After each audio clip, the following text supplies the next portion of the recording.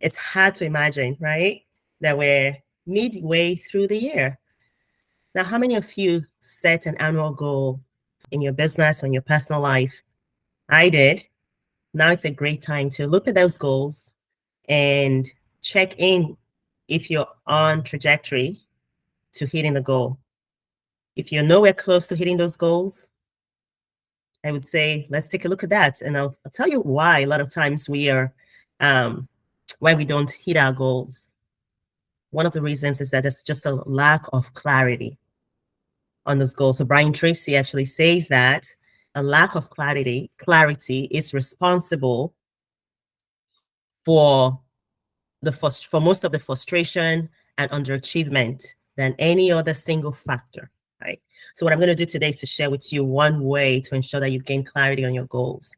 And that way is ensuring that your goals are following the SMART acronym. So you may have heard this before, but it's always a good thing to revisit and look at your goals and ensure that they're aligned with that acronym. What does SMART stand for? The S is specific, M is measurable, A is aligned with your values, R is realistic, and then T is time bound. So what does it mean for it to be specific? Now, if you have a goal that says, I'm going on a vacation this week. Well, where are you going on vacation? It's really not very specific. So the idea is to make it as specific as possible. In your business, if you're looking at a revenue goal, I'm going to increase my revenue. Well, that's a very vague goal. Make it very specific. By what percentage, right? One of the ways that you can actually gain specificity in your revenue goal is to ensure that you have a financial projection for your business. I just did this looking at my financial projection and resetting my expectations for the rest of the year and looking at my financial projection and using that as a benchmark, right? To ensure that I'm hitting my goals. The other piece is making it measurable.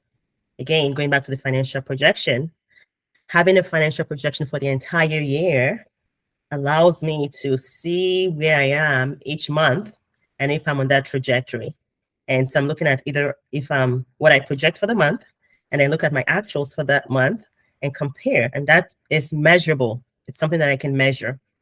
And it allows me to celebrate milestones. So when I achieve a goal, I have a good reason to celebrate. And I love, who doesn't like celebrating?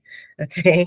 And A stands for aligned with your values. That means that checking with your goals. If you're having difficulty achieving a goal, ensure you have your values defined. And if you don't have your values defined, certainly reach out to me. I'll be happy to help you through, carving out what your values are. It's important to have your core values in which you make decisions, and with that, your goals, your goals have to you ensure that your goals are aligned with those values, right? And then the R stands for realistic. So what do I mean by being realistic? A realistic goal is one that is achievable, but it's also a stretch for you. So what does that mean? If I say a goal is achievable, if I set a goal last year and maybe I set a goal and I hit 100 clients, and this year I'm looking at my goal becomes 1,000 clients, well, my reticular activation system is going to check out. I'll be honest with you. It's going to check out and say, well, you hit 100 clients last year and it was a little bit of a stretch for you, right? And this year, how are you going to hit from 100 clients to 1,000 clients? So really think about it and ensure that it makes sense for you to actually believe that you can achieve it. Because if you don't believe it, it's not going to happen. Okay. So maybe for me, a realistic goal would say, okay, if I hit 100 clients, and this is just hypothetical, I hit 100 clients last year. I'm looking at 120 clients this year. Well, the effort, it's going to be a stretch.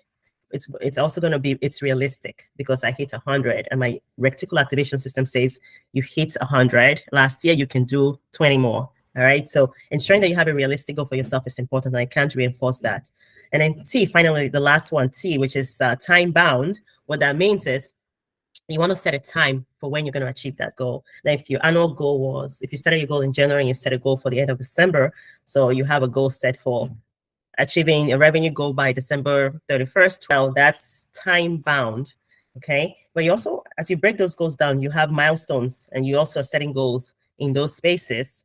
So for each quarter, what's your quarterly goal and what's your monthly goal? ensuring that you have very specific time-bound goals will ensure that there's a sense of urgency for that, right? So if I'm looking to have 120 clients for the year, and I decide to break that down into quarterly goals, and I choose that by next quarter, I want to acquire 10 more clients because I've already hit maybe 90 clients. Well, it's achievable, and and I'm hitting that goal by the end of July. It's time bound. There's a sense of urgency. And when I'm telling myself that, there's an urgency, my reticular activation system is going to ensure that I am working on that goal. And I'm constantly looking for opportunities on how I can hit that goal by July 31st. So with that, I would say, let's revisit. It's your SMART acronym. SMART, S, specific, M, measurable, A, aligned with your values, R, realistic, and then T, time bound.